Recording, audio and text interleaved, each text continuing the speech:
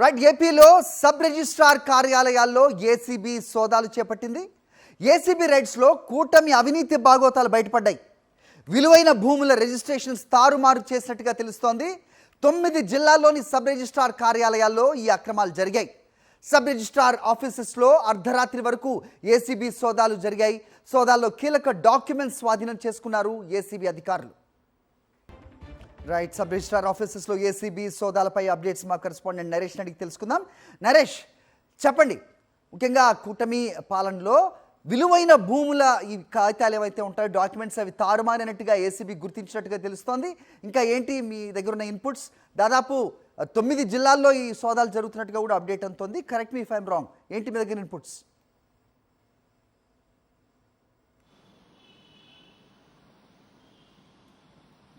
Yes sir, నిన్నటి నుంచి సోదాలు జరుగుతున్నాయి. ఈరోజు రెండో రోజు సోదాలు జరుగుతున్న పరిస్థితి నెలకొంది. రాష్ట్ర వ్యాప్తంగా జరుగుతున్న ఈ సోదాలలో విశాఖపట్నం, అనంతపురం, పల్నాడు, చిత్తూరు, అదేవిధంగా మిగిలిన కొన్ని జిల్లాలలో కూడా ఈ సోదాలు జరుగుతున్న పరిస్థితి నెలకొంది. నిన్న డాక్యుమెంట్ రైటర్ల పాత్ర, అదేవిధంగా డాక్యుమెంట్ రైటర్ల ద్వారా జిల్లా రిజిస్టర్లు, సబ్ రిజిస్టర్లు ఏ విధంగా నెలవారీ మామూలు తీసుకుంటున్నారనే కోణంలో ఏసీబీ అధికారులు సోదాలు జరపగా ఈరోజు మొత్తం నిన్న అర్ధరాత్రి నుంచి ముగిసిన సోదాలు మళ్ళీ ఈరోజు తెల్లవారుజాము నుంచి ప్రారంభమయ్యాయి. ఇప్పటికే అనేక సబ్ రిజిస్టర్ కార్యాలయాలకు ఏసీబీ అధికారులు మరొకసారి చేరుకున్నారు. అయితే జిల్లా రిజిస్టర్లను సబ్ రిజిస్టర్ ఆఫీసుకు పిలిపించి ఈ నెల రోజుల వ్యవధిలో భారీ ఎత్తున అధిక విలువ ఉన్న భూములు ఏవైతే ఉన్నాయో ఆ భూములకు సంబంధించిన రిజిస్ట్రేషన్లు ఏ విధంగా జరిగాయి, వాటి వెనకాల ఎవరున్న కోణంలో దర్యాప్తు జరుగుతున్న పరిస్థితి నెలకొంది. ఇలాంటి తరంలోనే కొన్ని సబ్ రిజిస్టర్ కార్యాలయాల్లో కూటమి నాయకుల పాత్రలు కూడా బయటకు వస్తున్న పరిస్థితి నెలకొంది. పూర్తిగా కూడా విలువైన భూములను రిజిస్ట్రేషన్ తారుమారు చేసే విషయంలో కూటమి నాయకుల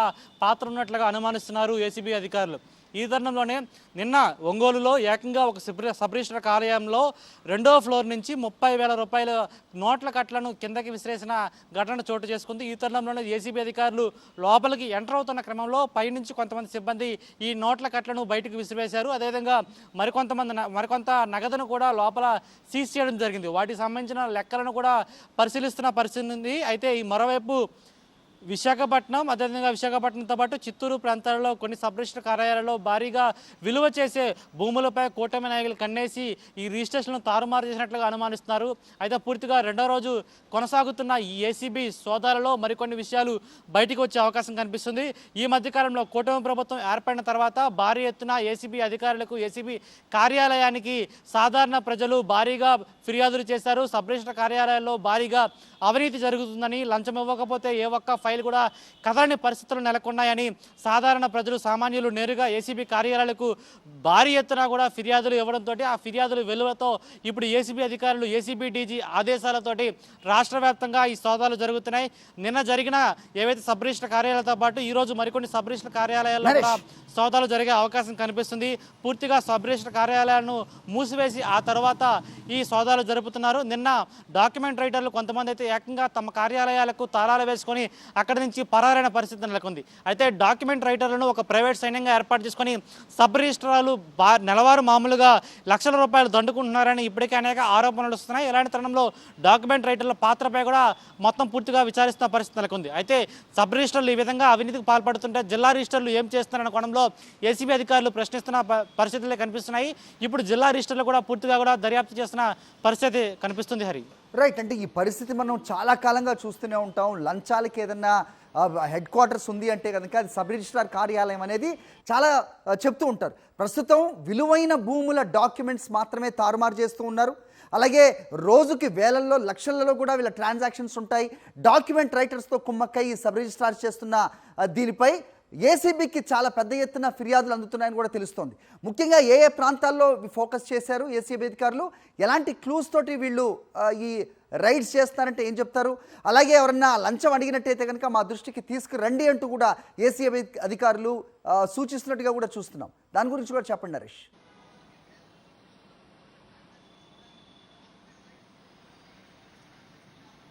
పూర్తిగా కూడా ఈ ఏసీబీ దాడులకు సంబంధించి, ఎందుకంటే నిన్న సుమారు ఉదయం 10 గంటల నుంచి ప్రారంభమైన సోదాలు విశాఖపట్నం నుంచి చూసుకుంటే విశాఖపట్నంలో అతి విలువైన భూములు ఉన్న మధురవాడ ప్రాంతం, అదేవిధంగా పెదగంటాడ ప్రాంతంలో కూడా ప్రారంభమయ్యాయి. అక్కడి నుంచి ఏకకాలంలో ప్రతి ఒక్క చోట కూడా ప్రారంభమైంది.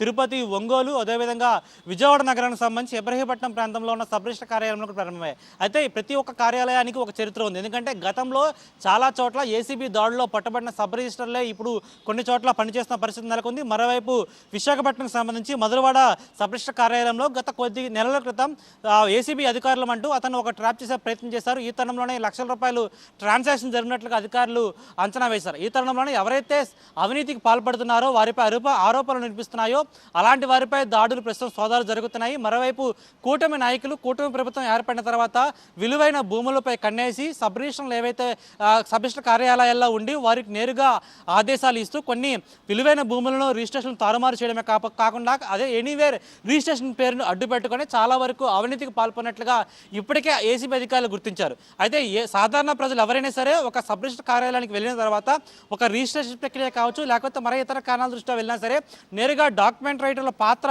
ఉండకుండా ఏ ఒక్క రిజిస్ట్రేషన్ అవని పరిస్థితి నెలకొంది. అయితే గతంలో సబ్ రిజిస్టర్ కార్యాలయం లోపలే డాక్యుమెంట్ రైటర్లు తిష్టవేసిన పరిస్థితి నెలకొంది. తర్వాత కొద్దిగా ఏసీబీ దాడులు పెరగడం, అదేవిధంగా అధికారులు మరింత టైట్ చేయడంతో ఇప్పుడు సబ్ రిజిస్టర్ కార్యాలయాలకి వెలుపల వైపు, బయట వైపు కొన్ని డాక్యుమెంట్ రైటర్లు తమ కార్యాలయాలను ఏర్పాటు చేసుకుని అక్కడి నుంచి పూర్తిగా కూడా లావాదేవీలు జరుపుతున్న పరిస్థితి నెలకొంది.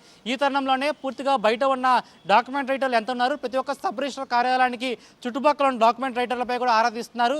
మరోవైపు కూటమి నాయకులు ఎవరైతే నేరుగా సబ్ రిజిస్టర్లతో కుమ్మక్కయి ఈ రిజిస్ట్రేషన్ తారుమారులు కావచ్చు, లేకపోతే ఎనీవైర్ రిజిస్ట్రేషన్ల పేరుతోటి కొంత అవినీతికి పాల్పడుతున్నారో వాటిపై నిఘా పెట్టాల్సిన అవసరం ఉందని కూడా ప్రజలు కోరుతున్న పరిస్థితి నెలకొంది.